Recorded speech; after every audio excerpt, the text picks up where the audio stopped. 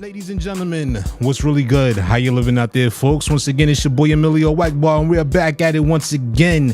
And I hope everybody out there is having a wonderful evening. Thank you for all of y'all out there that's tuned in and watching the EMillio EgBar Show right now. And if you haven't done so yet, be sure to follow us all over social media at the EMillio EgBar Show. Definitely look for us. We'll be looking for you, and let's link up. But with that being said, folks, we got a special guest joining us here tonight, and I'm delighted to have this brother here joining us and here on the line calling in right now, folks, from out of South Carolina. We've had Mr. Will Soul on the line. Mr. Will, how's everything with you, man? Welcome to the show. How you doing? Hey, what's good? I'm good. Just dealing with this winter weather we having down here. I'm from South Carolina, but I live in Georgia. Okay. But I'm good. That's what's up, man. So how you like South Carolina compared to Georgia? You know, I know a lot of people, you know, when it comes to the southern states, a lot of people, you know, they have their pride in their state, just like up here in the north and all that good stuff, man. But what's the difference between I should say Georgia and South Carolina? What's the difference? Well, I'm gonna say this: nothing can be finer than South Carolina, baby. I'm Gullah Geechee, born and raised from Charleston, South Carolina, James Island to be specific. Okay. Pacific, like the ocean, right? But we on the Atlantic. But you know, I love my roots, man. You know, we're descendants of, you know, that the first Africans that came over through the Gullah Geechee corridor. You know, Charleston, Savannah, the different sea islands, and I'm what they call Gullah Geechee. And my family originated from like the Ivory Coast side of like Africa. So, okay, you know, they were the rice growers and all those different things. So our culture is really deep. We're a proud people, and we also have a dialect. You know, a lot of people compare it to like a Caribbean or like a patois type thing. Okay, but it's different. You know, it's slightly different. But I understand patois. Okay. So of course I'm gonna be biased to Carolina, but you know, Georgia's been home since 2008. Military brought me here. I served in the United States Army for 21 years and 6 months on active duty, but a total of 23 years total, because I had a little bit of National Guard time before I went active duty. So been here since 2008. You know, I mean, I love Georgia too. You know. Who don't love Atlanta, right? I'm about 2.5 hours away from Atlanta. Right. So of course, you know, that's where it's at in the South. Yeah, shout out to Atlanta. I got cousins out there.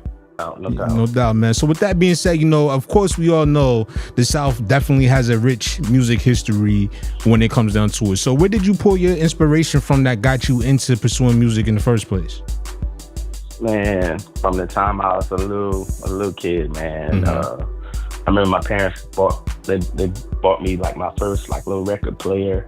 You know, I was like maybe 5, 6 years old, and I used to grab my dad's old albums, man. Like he had like the original like Harold Melvin and the Blue Notes, man, and like all the Teddy P stuff and the Temptations and Marvin Gaye. And I used to sit there and play them records and envision myself, you know, singing one day, and I was always singing.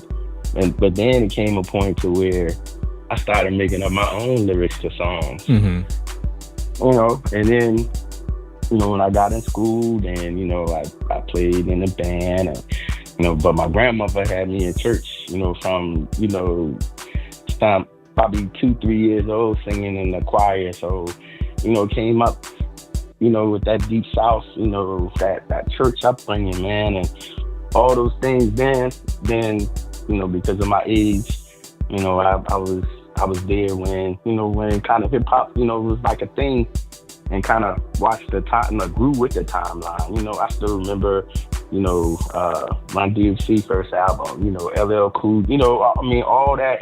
And then, you know, you hit like the 90s, you know, in a Tribe, and, you know, and so forth and so on, and where we are today. You know, I just love music, man. No doubt. It's eclectic though, you know.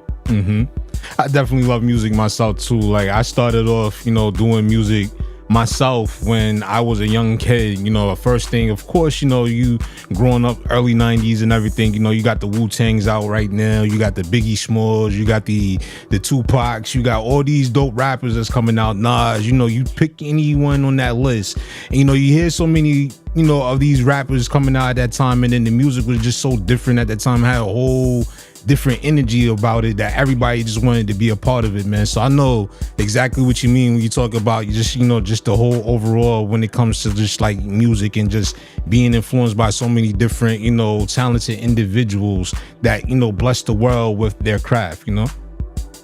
Indeed, my brother. You speaking my language, man. That's what it is, man. I mean, I'm just sitting here and I'm flooded with like, all sorts of like emotions. Just remembering like good times in music, man. And it's a wonderful thing. Oh yeah, definitely, man. And that's one thing I love about music too, is just like the amount of emotions that you can just feel. Like one song can just tap into so many different emotions all at once, and that's just the beauty of music, yo. Like music should be its own language, like like Spanish or like English or something like that. I think music should be its own language, man, because you could be beefing or have all kinds of problems, but it's like this is one of those common grounds that bring a lot of people together when we talk about music, Yes, and that's amazing because you find yourselves, in circles sometimes where you probably would never, have anything in common with, but then, you're like, oh, yo, you like Moonchild? I just threw that out there. Mm-hmm. I like their music, something like that, and then next thing you know, you meet these people and now y'all talking about the different albums, and then you start finding out you got other things in common. So yes, I do feel like music is that kinetic synergy that can bring us together, man, on different. You don't even gotta speak the same language, man. That's the beauty of it.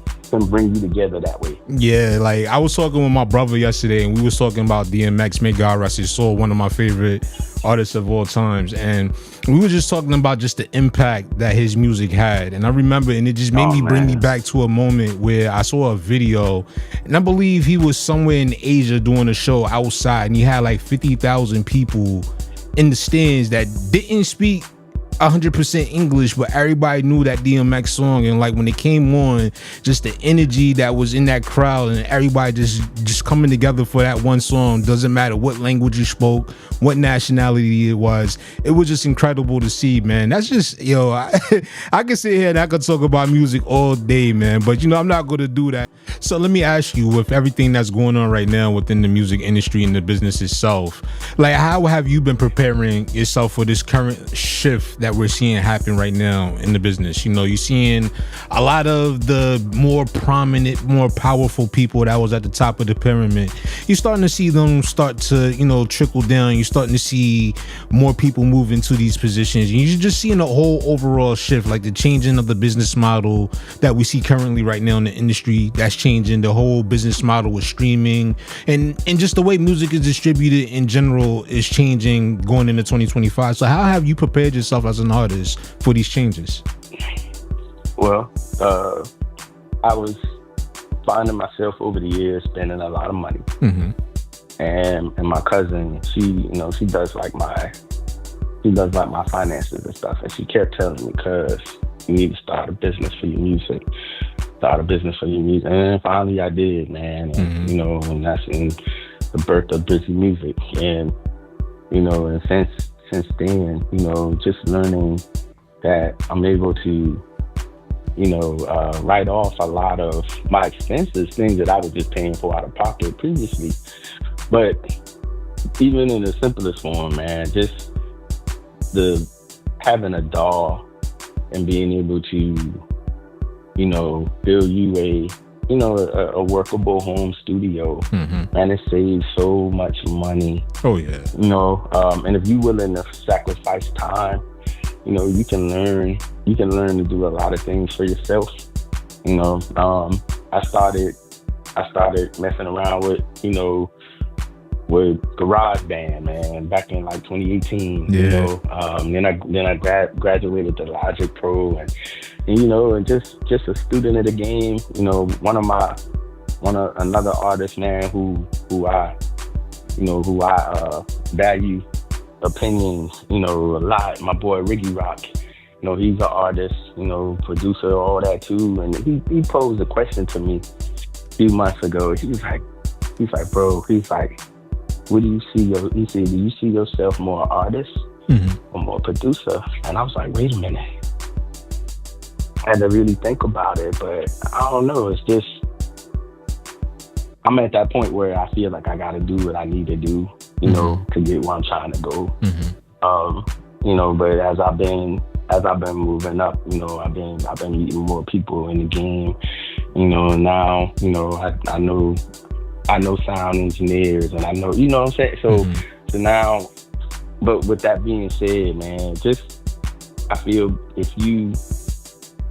the way things are now, you can take a lot of things into your own hands, you know, to get yourself established, you know, since the indie artist, right?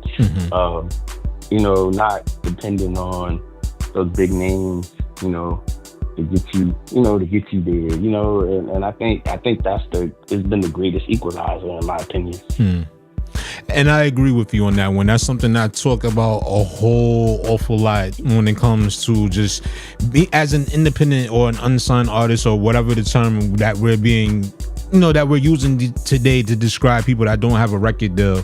One of the biggest things I always, you know, preach on this show, and one of the biggest things I'm a proponent for, is investing in yourself as an artist, you know, because when it comes down to it, I was one of those artists that, you know, was always having problems booking studio time. I couldn't get people to, you know, take the time out to help me with my music career. So I had to take everything into my own hands. So I started doing the same approach you did, you know, going out, buy a piece of equipment here, you know, a mic there, or get a piece of, you know, software that I could record in. My first program that I was recording music in was Audacity. You know what I'm saying? Okay. So like, yeah, you know, like it's become so easy now, especially with the technology and the way things has become so affordable now, that if music is one of your passions and something that you really choose to pursue, there's nothing out there stopping you right now, you know? 100% agree, brother. You couldn't have said it no better. I feel you, man. I've had family members, I've had, you know, people I know in the game, in the music game, in the industry, you know, and, you know, like you said, you can't get, you know, people to like help you or work with you, or, you know, and I just started depending on me, you know, and just, you know, just letting that be like my drive and motivation, man, just to do what it is, you know, that I love doing, which is create music, man, share my gifts. Like that, man. Well, you know, I wish you nothing but the utmost success and the best going into 2025, you know, and I'm hoping that we here on this platform will do our part in helping, you know, get you out there, you know, help make you a household name here on the EMillio EgBar Show, man. Hey, my brother, I appreciate your time. I appreciate the opportunity to just come and chop it up with you, man. All love, bro. No doubt, man. All love. And for everybody else out there, man, keep it locked and stay tuned. The EMillio EgBar Show will return right after these words, you heard? Yeah.